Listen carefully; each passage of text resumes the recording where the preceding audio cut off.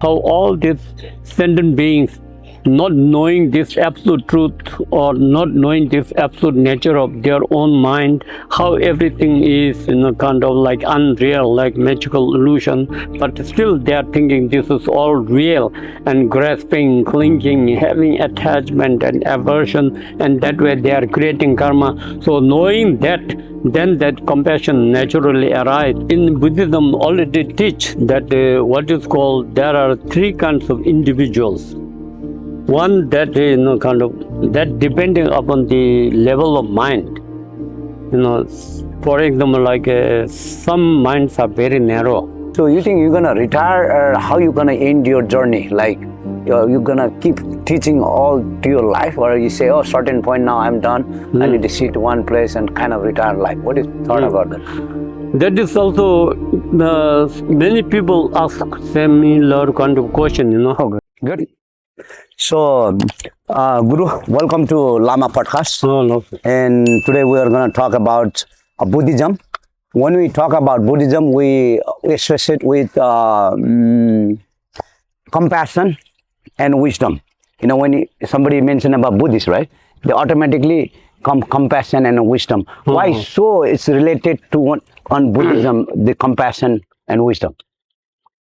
Because Buddha, whatever Buddha taught about the three turning wheels of Dharma, and the whole complete teaching of Buddha is kind of the most important or the essential point, or something that which is related to the absolute truth.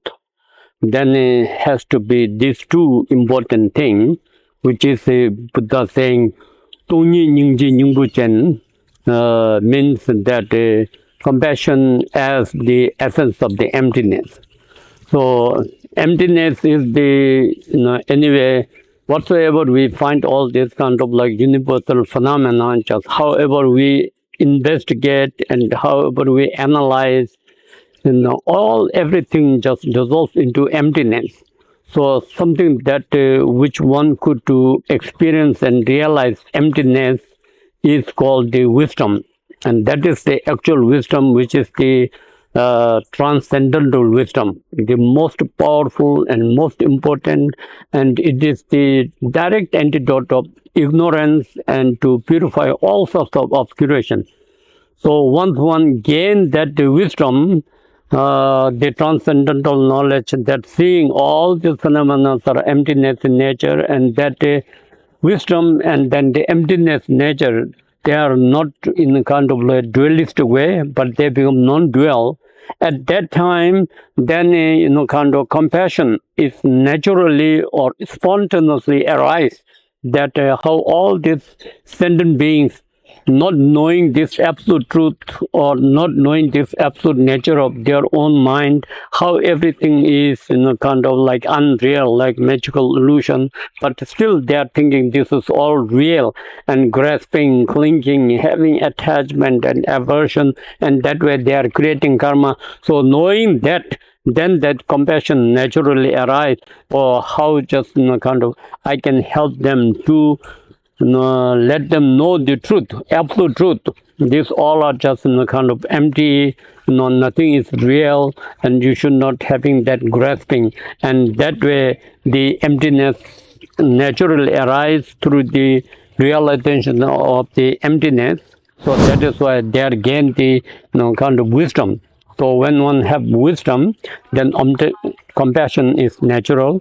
And compassion, the genuine compassion arises within oneself, seeing all these phenomena that one wish and wants to help them. Then also that help to realize the wisdom. So that is why wisdom and compassion is the most important thing.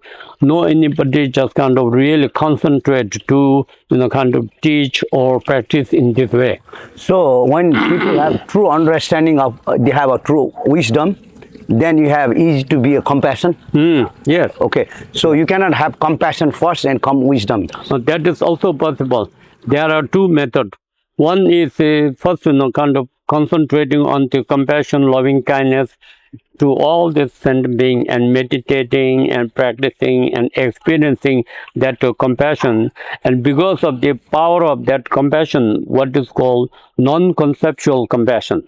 So once this non-conceptual compassion arises, then also one just kind of realizes these phenomena are emptiness in nature, that one can gain the wisdom.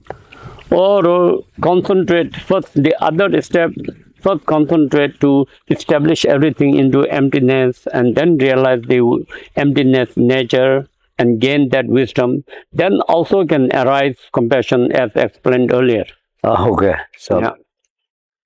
So how to cultivate compassion? Compassion, the compassion is one thing.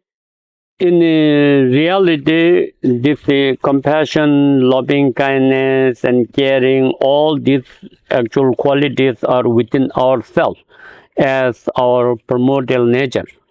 But as a sentient being, that they are not exercising on it. So that is why their compassion just become very limited and just a tiny one. So that is why one have to think, for example, like once in a kind of mother or father, or maybe any of one's family, very dear one, when they get kind of sick and suffering so much, and then one just kind of like give rise to compassion, that how I can help, what I can do, kind of in that way the compassion arise. So that way, how one feels that sense of compassion and also sense of loving kindness, act of kindness, that arise to that sick person who is going through so much of suffering. And that same thing, when one arises, then one have to maintain that, the quality of that compassion, the experience of that compassion, the feeling of that compassion and loving, and one have to maintain and focus to rest of one's family, and then more and more of all this being, those who are kind of suffering and wandering into the samsara, and then that way one kind of like slowly give rise to that compassion, and then that can expand to the kind of all these beings, more and more include that as object of the compassion. That way one have to meditate on compassion or meditate on loving kindness. Okay, thank you. And we always talk about be peace and happy. So what is the difference between peace and happy? Happiness is also kind of feeling as a sense of situation, that experiencing, like oh, now I have today I have done good thing, I have done lots of things good, and now I'm just kind of happy because I feel more satisfied with that. And physically, mentally, I don't have anything to worry. It is just good. In that way, there is a sense of kind of feeling happiness. But the peace is the mind, mostly the mind. When mind in peace have to be, kind of basically all sorts of the worries and conceptual thinkings, anxieties, so many of these, kind of like a wild thoughts that arise, and that way one's mind cannot be in peace, because oneself is carried out with all this kind of like a disturbing thoughts. So so to experience that peace, one have to kind of relax in, to kind of let all the conceptual thoughts or worries or anxieties, those things, whatever it arises, to not to concentrate on it, just try to let it go. And to let it go is that because these are just emotion, a thought, that there is no any concrete real kind of like a solid thing that which is disturbing. It is just a thought, emotion. So when one look into it and then let it go, and then try to relax one's mind in the kind of like spaciousness, like a like a clear sky, just and sunshine, and just looking from a high mountain, you see a big and vast spaciousness and very calm and clear and peaceful. So that way, once kind of see, then one try to rest one's mind, in that peaceful state of the nature of that feeling, and that way mind becomes just very calm and no thoughts, and then clear, and then kind of relaxing in it, then one just experience that peace. That mind becomes just very peaceful and relaxed. So that is related with the mental sense of realization or understanding, to kind of rest in that peace without any other disturbance of thought. So you can be happy without being peace. Yes. You can be happy without being peace. Yeah. That without kind of great deal of peace or peacefulness, but still kind of one could experience a sense of happiness, because today I have done something good job, or I'm very happy that I just help people, or today I'm just kind of feeling very happy because physically, mentally I'm just kind of fine. So now I have a very relaxed time. So it is a little bit more external thing. External things, Yeah. happy external. So and so you will be not happy, but you will be peaceful. That peaceful, if one's mind is in a peaceful state of it, and then from that experience one can experience happiness. When mind is really in peace, then there is a sense of inner joy. Inner joy, and that inner joy is the inner happiness, that more related with the subtle level of kind of mental feeling. So when you say peace, is automatically happy. When you say you are peace, Peace not necessarily automatically happen. no, happy. Like if you say peace, so I'm not happy, but I'm peace. That possible? Or no? That depending upon condition. Maybe just something is not done work and not worked well, so I'm not very happy. But in one's mind, nothing worrying about it. You are fine. Just try to keep it more peace, peaceful way. Okay, thank you, Guru. Yeah. Okay. Yes. Okay.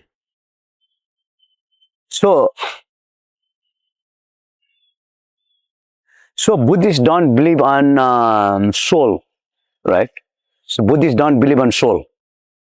No, the soul first have to know how one identify the soul according to other kind of religion.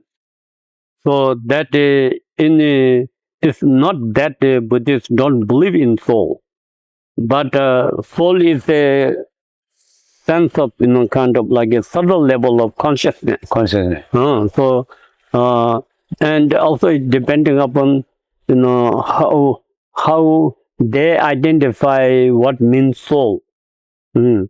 So in Buddhism there is this kind of mind, and then whatever kind of death happens, then the mental activity or that source of consciousness, that which transmigrate from this body to the intermediate stage.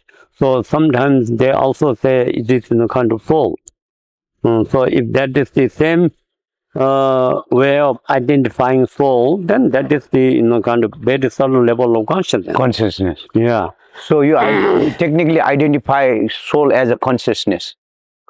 That according to other religion, or even according to science, I'm not sure that they would accept soul as a consciousness.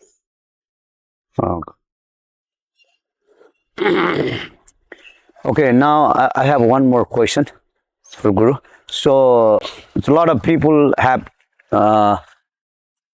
good karma, bad karma, and they sometimes they feel like, oh, I need to clean my cleansing. I have a negativity. So, how they can purify and clean the negative karma? That yeah, the negative karma is everything created through negative mind, such as because of anger or hatred or jealousy, ignorance and pride, and with that kind of negative thought, then put into verbal action, and then physically doing those all are negative karma. So it is important and good to know whatever one have created those negative karma is the cause of suffering and also cause to wander into samsara. So it is good to know. And when one knows that and one understand and also one believe, then kind of one have to make sure that I don't want to create any more kind of negative emotion or negative karma. So the first thing is there to kind of like stop not creating any more negative karma, and then whatever it is past, kind of like one have done any kind of negativity or negative karmas, all those kind of like bad things, whatever. Then to purify that, there are so many kind of methods in a way, like even chanting mantras of the deity Om Mani Padme Hum, and praying to our Lokachara, and then praying to Guru Pama Sambhava, chanting Om Benda Guru Pema Siddhi Hum, or then praying to this Vajra Sattva mantra, kind of chanting, and then doing all other prayers, and then doing even some kind of like meditation, and then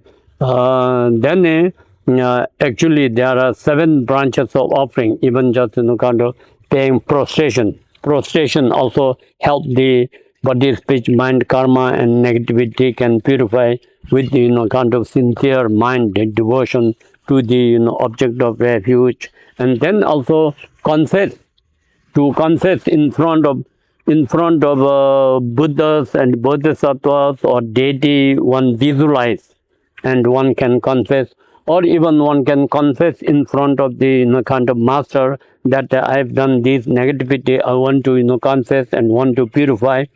So in this way, more effective is trying to involve into anything that which is virtuous, prayers and practice, and then just a positive thinking. And according to the in a Bodh Sutra and the Vajrayana, then even one kind of always generate more compassion, loving kindness, and also concentrating into the emptiness nature of phenomena to gain that wisdom. This also help to purify the obscuration or the karma, and at the same time also generating bodhicitta. One wish to attain enlightenment to benefit all sentient beings. This is the combination of compassion and wisdom that practice every time do. And if one could gain this genuine bodhicitta in one's kind of mind stream, then that is the absolute true nature of phenomena, in a way kind of realizing emptiness. That is the most powerful to get rid of any sort of obscuration or karma or negativities, because it's saying le do nyomo namdo le le do nyomo sevetal, which means we are creating all this because of this namdo, the afflicted mind, and then the karma, and only because of these two, all the negativities and to cause to reborn in samsara. So when this ledu nyumu sevetar, that karma and afflict emotions kind of exhaust, then tongpanyi jing gawar jur. if one realizes emptiness nature of karma, emptiness nature of this emotion, afflict emotion, if you realize, then this all can purify. Then little bit important and powerful and easier to do little bit is like Vajrasattva. In the Vajrayana, visualize the Buddha Vajrasattva above one's head and kind of try to kind of have clear visualization. Then from Vajrasattva, at the heart, there is the lotus and moon seed, and then upon that visualize a Hung seed syllable, and that Hung seed syllable surrounded by 100 syllables. Om Benda Sadhu Samaya, that long mantra. And then this mantra just at the Vajrasattva's heart, rotating clockwise, and then one visualize as it spins clockwise, then kind of nectar come down. Nectar come down and filled up the Buddha Vajrasattva's whole body. And then the rest of the nectar coming down from the Buddha Vajrasattva's kind of toe, coming down, and then feel that it is going inside your kind of center channel and outside also, almost like taking shower. This white nectar just come down, and then you just feel from inside and outside cleansing, just purifying. And with that, the concentration of mind into the visualization of the Vajrasattva and nectar flowing down, and then kind of like purifying, and that going down out of the lower orifice, deep down into earth. And with that constantly, just visualize, and then do Om Benda Sadhu Samaya Manupala, this whole mantra do that, and always mind not getting distracted here and there. Just concentrate at the visualization, nectar flowing down, and when the white nectar, when that flows, then as a sign of purification, all those become like a black fluid, and then going down, and that way one have to feel that it is kind of like purifying, and that way one can do this Vajrasattva mantra about 21 times. 21 times, every day. It will just kind of like a purify, and to do that purification of this negative karma or obscuration, the first thing to confess. Oh, I have done this, I want to confess. I don't want to kind of end up with that kind of suffering. So confess in front of Vajrasattva, and then doing that practice. And if one's mind fully concentrated there and do every day, after 1 week one can feel something like kind of like a light, or one may have a dream that oneself taking out black clothes, or kind of experience that oneself is in the dream, like sunshine, or better than in the dream also oneself is doing this Vajrasattva practice, and very clear dream, and then also sometimes dream that in the dream itself one just seeing Buddha Vajrasattva, and sometimes oneself just flying in the dream, flying up in the sky, or sometimes physical experience when one do that practice over from one's body. All this kind of like a like this kind of insect, like scorpions or sorts of things, they are just one doing, it seems like it is going out. All those experiences or dreams that happen, which is as a sign of purification. And then still, if one continue to do, then it will purify everything. Okay, and so I know in a Christian you confess, right? Yeah, but yeah, you have to have pastor. Yeah. So in a Buddhism, it's good to confess yourself, or you need to have pastor is a better way, a monk. Yeah, it is good to confess in front of kind of like a guru or master, or even not specific kind of like guru or master, even in front of kind of monk. Otherwise, if one cannot find a guru or a monk or anywhere, then one visualize like Vajrasattva. like the kind of all the Yeah. Buddhas and Bodhisattvas in front of oneself, and then sincerely make that confess also can be done. Okay.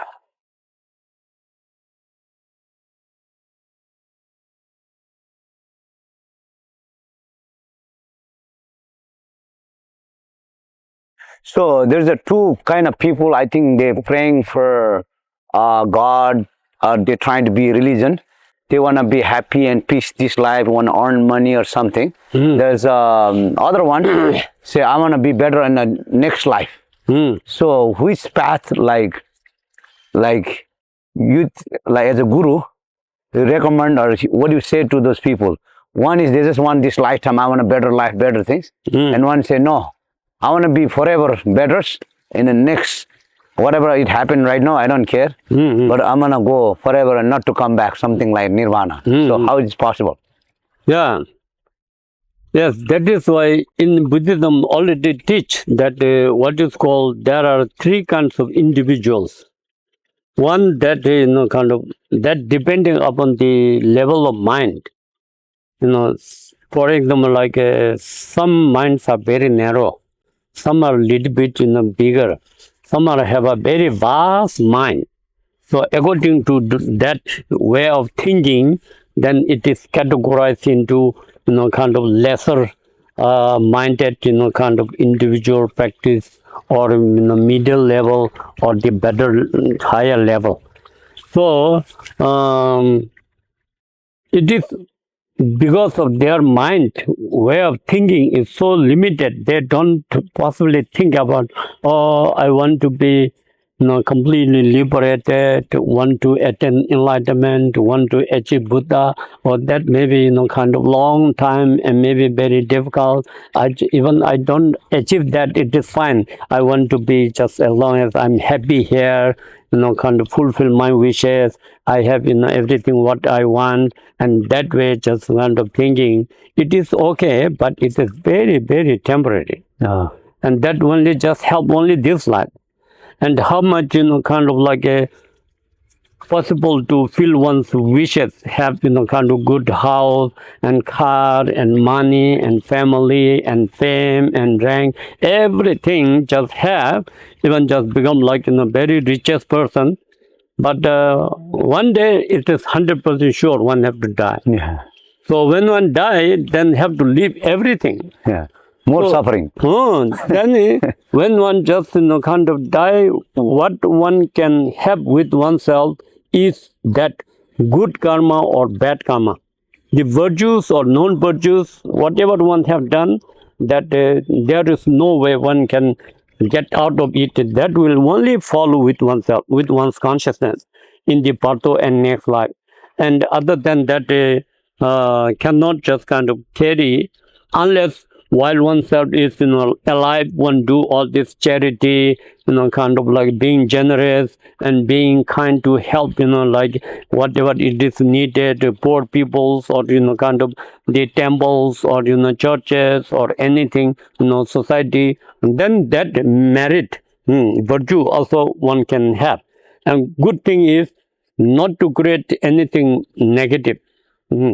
Then according to Buddhism, we don't consider just for this life. This life is, however, it can be managed. Kind of, there is not a just great deal. The more important is next life, and then the to attain liberation, enlightenment. And if one attain enlightenment one time, then oneself is just done forever. One never ever have to reborn back in samsara. So that is why Buddhism, kind of mind training from the very beginning, like sense of renunciation, to renunciate in this world, whatsoever, still, it end up in some kind of suffering. So that's why one wants to attain enlightenment. So that is why one engage into these, first, generate bodhicitta, and then engage into practice of six perfection.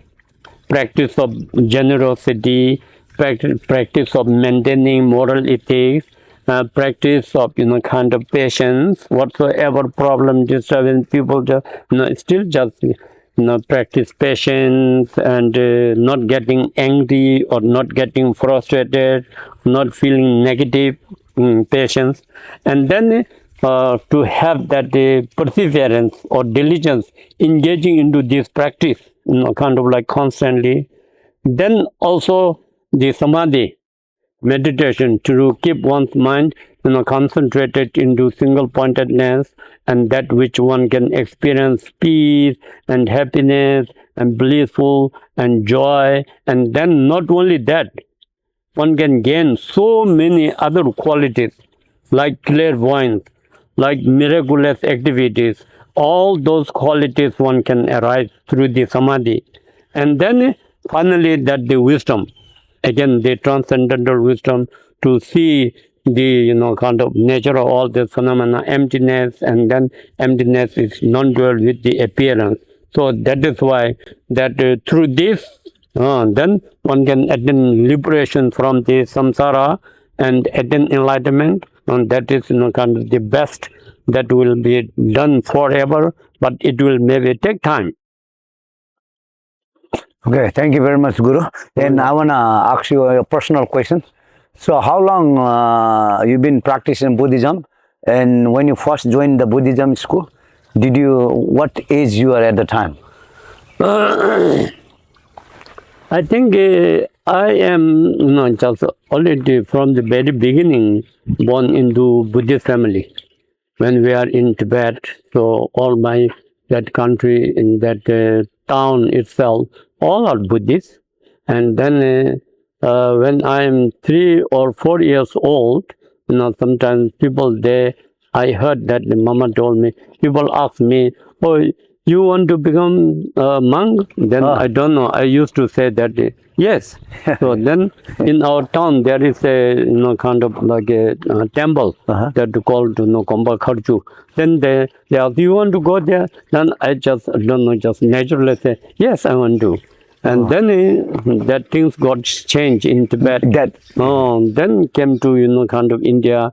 Then I was in Darjeeling school. One day the one high Rinpoche came, and then this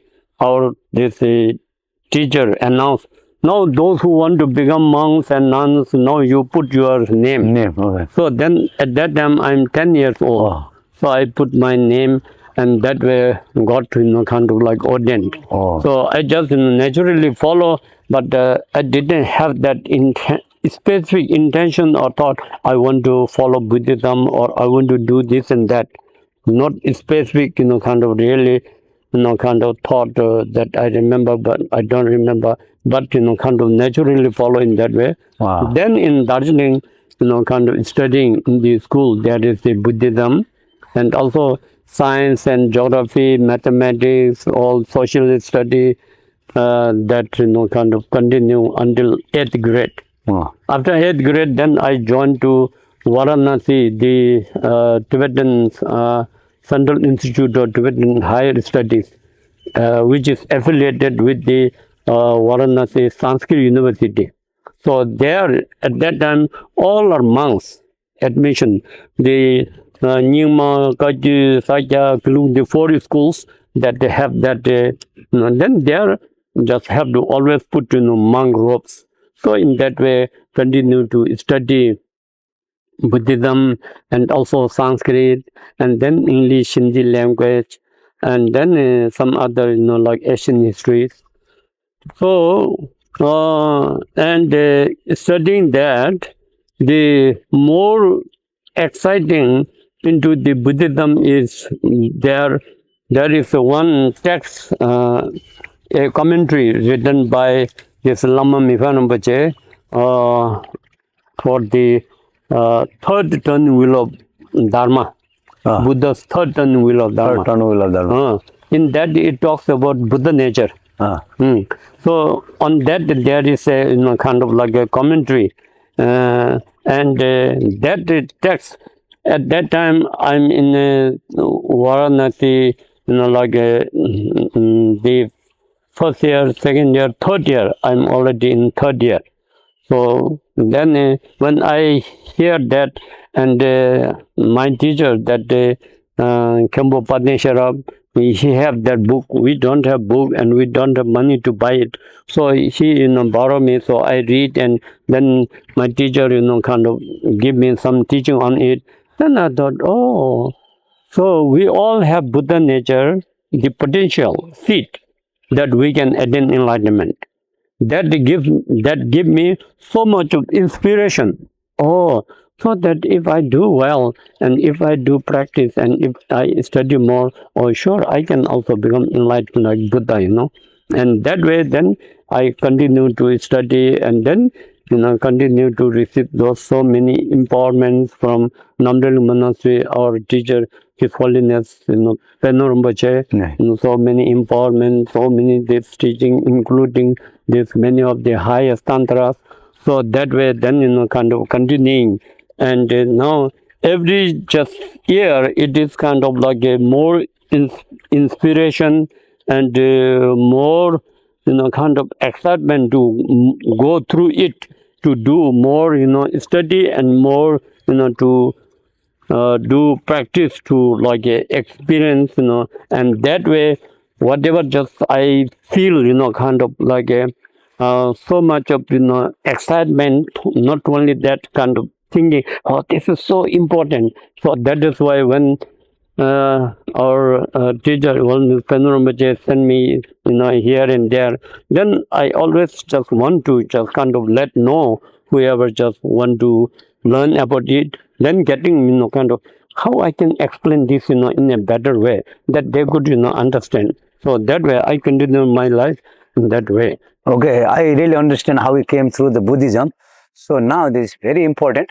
You've been going around the world teaching the Buddhism. Yeah. So you think you're gonna retire, or how you gonna end your journey? Like you're gonna keep teaching all to your life, or you say, oh, certain point now I'm done. I need to sit one place and kind of retire life. What is thought about that?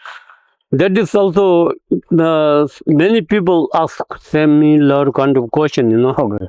But the one thing why I'm continuing is even just kind of like giving this teaching itself is also a practice, because kind of like as one teach, one have to think and contemplate and also have to have kind of certainty into that what oneself is kind of teaching. So that is why I'm thinking still it is part of kind of like practice purification, because my root teacher Panorama asked me to kind of do it. So that is why till now I could not just kind of like just leave it like that. So I have to just kind of do. But now physically cannot do anything more, kind of anytime, collect. So I have been hoping and thinking, I wish I could be somewhere, kind of like be quiet, continue my practice, to deepen my practice. But depending upon that, whenever a positive condition arises, then I will have to settle down. And then if I have any leftover my time, then I will just concentrate. So I haven't kind of like thought some sort of decision right now. So that way, anyway, just important is to deepen one's kind of practice what one have studied or understand. Right. Apply into practice. Thank you very much, Guru. Thank you very much for teaching. Yeah. And very helpful. And I learned a lot today. And again, thank you very much. Oh, you're welcome.